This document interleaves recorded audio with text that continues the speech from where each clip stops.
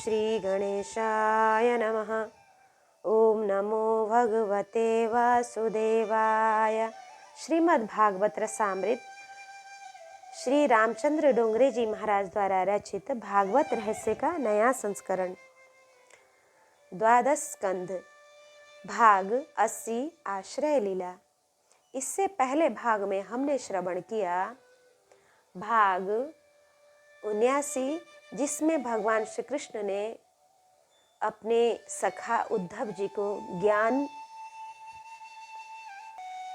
का मार्ग बताया और भगवान दत्तात्रेय जी के गुरु के विषय में बताया और उनकी शिक्षा श्री उद्धव जी को समझाया। आज हम श्रवण करें आश्रय लीला भाग 80। यह विश्राम लीला होगी। इसके बाद श्रीमद् भागवत की कथा संपूर्ण हो जाएगी। स्वधामानुगते कृष्णे यदुवंश विभूषणे कस्य वंशो भवद पृथिव्या मे तदा तक्षमे मुने। एकादश स्कंध मुक्ति लीला है और द्वादश स्कंध आश्रय लीला है। मुक्त जीव परमात्मा के चरण का आश्रय ग्रहण करता है। परीक्षित राजा ने पूछा, मुझे कलियुग का वर्णन सुनने की इच्छा है। कलियुग का बहुत कुछ भविष्य वर्णन इस स्कंध में किया गया है। कलियुग के आरंभ में बृहद्रथ राजा के वंश का पुरंजय नाम का एक राजा भारत में राज्य करेगा। उसका मंत्री सुनक कपट से उसे मार डालेगा और वह अपने पुत्र प्रद्योत को गद्दी पर बिठाएगा। प्रद्योत के वंश के अनेक राजा राज्य करेंगे। इसके बाद कलियुग में चंद्रगुप्त राजा का साम्राज्य स्थापित होगा। इसके बाद कलियुग में चंद्रगुप्त राजा का साम्राज्य स्थापित होगा। फिर अशोक राजा आएगा। इसके बाद संगत नाम के राजा का राज्य होगा। इस संग राजा के राज्य से बौद्ध धर्म का प्रचार शुरू हो जाएगा। इसके बाद भारत में आम्भीर जाति के 7 राजा राज्य करेंगे। तत्पश्चात 8 यवन और 14 गोरों का राज्य कलियुग में होगा। जैसे जैसे कलियुग बढ़ेगा वैसे वैसे वर्णाश्रम धर्म की व्यवस्था छिन्न भिन्न हो जाएगी। कलियुग के विलासी लोग कुल जाति गोत्र का विचार किए बिना स्नेह विवाह का प्रेम विवाह करें, स्नेह विवाह या फिर प्रेम विवाह करेंगे। कलियुग में वर्ण संकर और जाति संकर अनेक होंगे। कलियुग में ब्राह्मण वेदाध्ययन नहीं करेंगे, वे तपश्चर्या से विहीन होंगे। कलियुग के साधु सन्यासी पैसा इकट्ठा करेंगे, बड़े बड़े बंगले बनवाएंगे और गृहस्थ जैसा जीवन गुजारेंगे। ब्रह्मचारी विलासी बनेंगे। कलियुग के राजा प्रजा का शोषण कर वसूल करेंगे। वे प्रजा की रक्षा नहीं करेंगे बल्कि भक्षण करेंगे। कलियुग के राजा गायों को बहुत सताएंगे और उनका संहार करेंगे। कलियुग की स्त्रियां अति कामी, कपटी और झूठ बोलने वाली होंगी। कलियुग में पैसे के लिए 2 सगे भाई झगड़ा करेंगे। कलियुग की संतानें अपने वृद्ध माता पिता की सेवा नहीं करेंगे। भयंकर कलियुग आने पर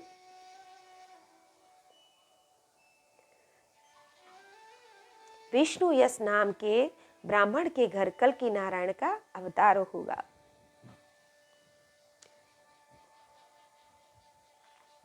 कल्कि नारायण कलियुग का उपसंहार करेंगे। कुछ वर्ष बीतने पर सतयुग का आरंभ होगा। कलेर दोष निधे राजन नस्ति योको महान गुणा कीर्तना देव कृष्णस्य मुक्त संग परम ब्रजेत। कृते यध्यायते विष्णुं त्रेतायां यजतो मखै द्वापरे परिचर्यायां कलौ तद्धरि कीर्तनात्। कलियुग में दोष तो अनेक हैं किंतु एक सबसे बड़ा सद्गुण है। सतयुग में ध्यान धारणा करने से जो सिद्धि मिलती है, त्रेता में यज्ञ करने से और द्वापर में वैदिक तांत्रिक विद्या से पूजा करने वाले को जो सिद्धि मिलती है, वही सिद्धि कलियुग में बहुत प्रेम से परमात्मा के नाम कीर्तन करने पर मिलती है। कीर्तना देव कृष्णस्य कली परमात्मा के नाम से घबराता है। प्रभु के नाम के साथ जो अतिशय प्रेम करता है उसको कली भक्ति में साधक बनता है और सताता नहीं, जो भगवान का नाम लेता है। शुकदेव जी महाराज ने राजा को कली की समाप्ति में 4 प्रकार के प्रलय की कथा सुनाई है। नित्य प्रलय, नैमित्तिक प्रलय, प्राकृतिक प्रलय और आंतरिक प्रलय। शुकदेव जी राजा परीक्षित को सावधान करते हुए कहते हैं, राजन, आज अंतिम दिन है। अब तक्षक नाग के आने की तैयारी हो गई। तक्षक शरीर को काटेगा किंतु आत्मा को नहीं। आत्मा तो परमात्मा का अंश है, यह प्रभु के चरणों में जाने वाला है। तू तेजोमय नारायण का ध्यान कर। श्री शुकदेव जी महाराज कहते हैं कि समय तो हो गया है, किंतु मैं जब तक बैठा हूँ तब तक तक्षक नाग नहीं आएगा, और यदि आ भी जाए तो मेरी नज़र उस पर पड़ेगी तो उसका जहर भी मैं अमृत बना दूंगा। मैंने ब्रह्म दृष्टि सिद्धि की है। तेरे मन में कुछ शंका हो तो तू मुझसे प्रश्न कर। यदि तुम्हें अभी सुनने की इच्छा हो तो मुझसे कह, मैं तुझे कथा सुनाऊंगा।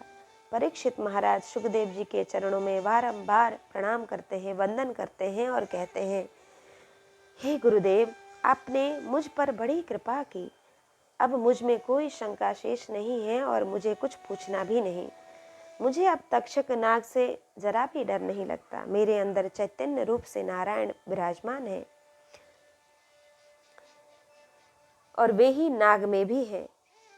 आपने मुझे कथा नहीं सुनाई है, बल्कि परमात्मा के दर्शन की आंख दी है, जो मुझे कृतार्थ किया है आपने। जिसकी दृष्टि दिव्य होती है उसकी दृष्टि भी दिव्य बन जाती है।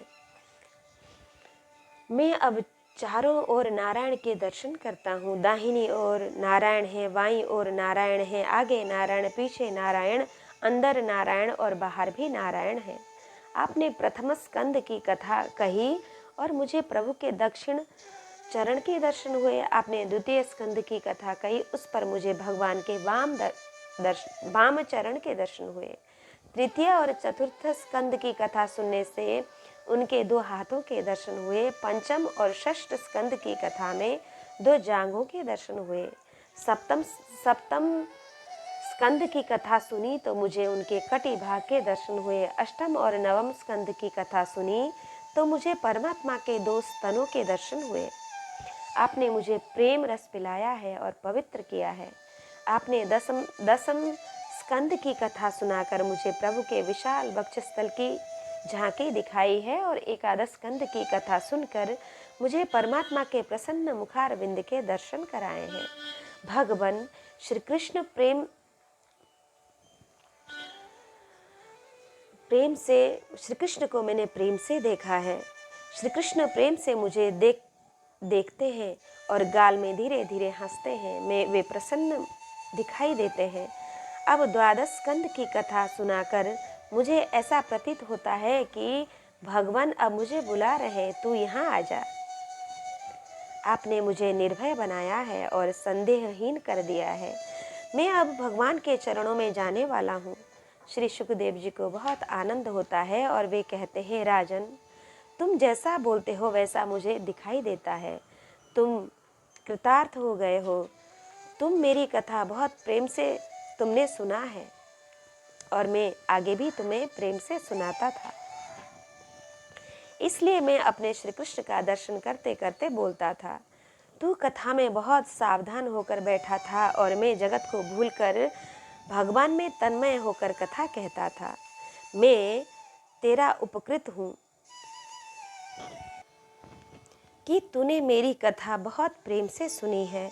तेरे सत्संग में मुझे बहुत आनंद हुआ है। तू तो भगवान के धाम में ही जाने वाला है, किंतु तेरे शरीर को तक्षक नाग दंश करे, यह प्रसंग मुझसे नहीं देखा जाएगा। मेरा काम पूरा हो गया, अब मैं जाता हूँ, तू मुझे आज्ञा दे।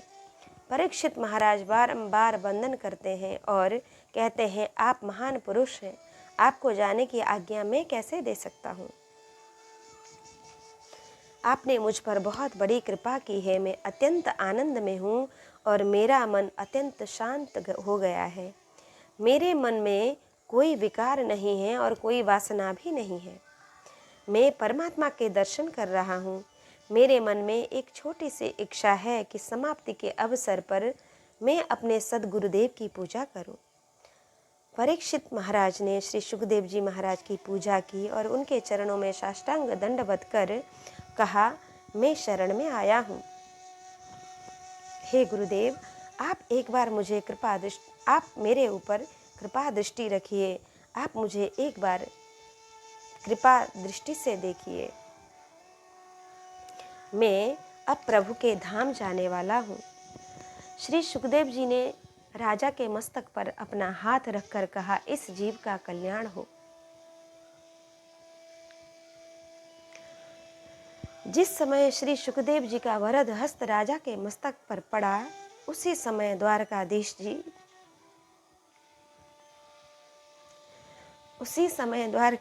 जी की जय शंख चक्र गदा पद्मधारी द्वारकाधीश के दर्शन का लाभ परीक्षित को प्रत्यक्ष रूप से हुआ। राजा को कृतार्थ करने के बाद सुखदेव जी महाराज खड़े हो गए। उनकी कथा सुनने के लिए बड़े बड़े ऋषि वहां आए थे। सुखदेव जी के पूज्य पिता व्यास नारायण भी कथा में बैठे थे। वे उनकी कथा सुनकर बहुत प्रसन्न हुए। उन्होंने कहा, यह मेरा पुत्र है, किंतु मुझे ऐसा प्रतीत होता है कि यह मुझसे भी अधिक श्रेष्ठ अति सुंदर कथा कह सकता है। इसका ज्ञान वैराग्य, इसकी प्रेम लक्षणा भक्ति अलौकिक है। यह मेरा पुत्र है, किंतु मुझे ऐसा प्रतीत होता है कि यह मुझसे भी अधिक श्रेष्ठ है, अति सुंदर कथा कह सकता है। इसका ज्ञान वैराग्य, इसकी प्रेम लक्षणा भक्ति अलौकिक है। व्यास जी और नारद जी जैसे महान पुरुषों ने उठकर और खड़े होकर कहा, श्री सुखदेव जी महाराज की जय। सबने श्री सुखदेव जी महाराज का जय जयकार किया है। नैमिषारण्य में सूत जी सौनक आदि ऋषियों को कथा सुनाते हैं और कहते हैं, मेरे सद्गुरुदेव सुखदेव जी महाराज हैं। उनका ध्यान इस बात की ओर नहीं है कि कौन मुझे वंदन करता है और कौन मुझे मान देता है। सुखदेव जी की ब्रह्मकार वृत्ति स्थिर हो गई है। इसके बाद वे कहाँ गए और किस प्रकार गए, यह किसी ने नहीं देखा। सुखदेव जी अदृश्य हो गए। समाप्ति में परीक्षित महाराज ने गंगा माता के दर्शन किए और उसमें स्नान किया। वे गंगा तट पर पवित्र दर्भासन पर विराजमान हुए। सूत जी कहते हैं, मैं वहीं बैठा था। मैंने अपनी आँखों से देखा है कि राजा के शरीर से दिव्य तेज निकलकर व्यापक ब्रह्म स्वरूप में लीन हो गया। परीक्षित विमान में बैठकर वैकुंठ धाम चले गए। इसके बाद उनके शरीर को तक्षक का दंश हुआ। तक्षक की विषाग्नि में उनका शरीर धक धक कर जलने लगा। देवों ने पुष्प वृष्टि करते हुए कहा, इस भागवत सप्ताह को धन्य है। श्री सुखदेव जी महाराज को धन्य है और परीक्षित को भी धन्य है। काल तक्षक के काटने के पहले ही राजा प्रभु के धाम में पहुंच गए। परीक्षित राजा को सद्गति मिल गई। गंगा तट पर अपने सद्गुरुदेव को श्री सुखदेव जी महाराज के मुख से मैंने जो कथा सुनी थी, वह मैंने यथामति आपको सुनाई। इस कथा में जो दिव्य तत्व है, वे मेरे सद्गुरुदेव का प्रसाद है।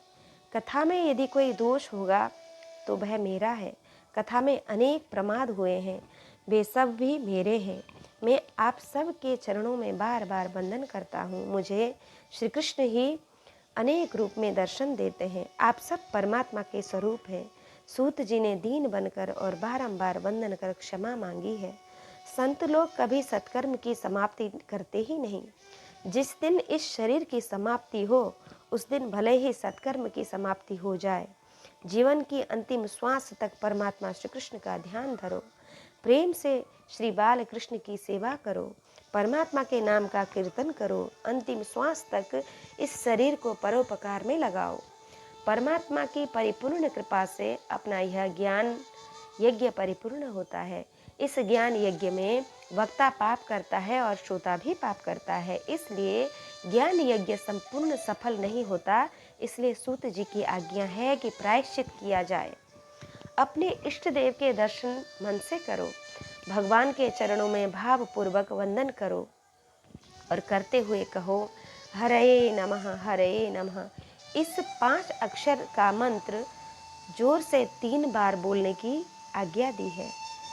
इसे मन में न कहकर जोर जोर से बोलने की आज्ञा दी है। ऐसा करने से जाने अनजाने में जो पाप हुए होंगे उसे परमात्मा क्षमा कर देंगे। अपना ज्ञान यज्ञ परिपूर्ण सफल होगा। परमात्मा श्री कृष्ण सबको सद्बुद्धि देंगे और श्री बाल कृष्ण लाल सबका कल्याण करेंगे।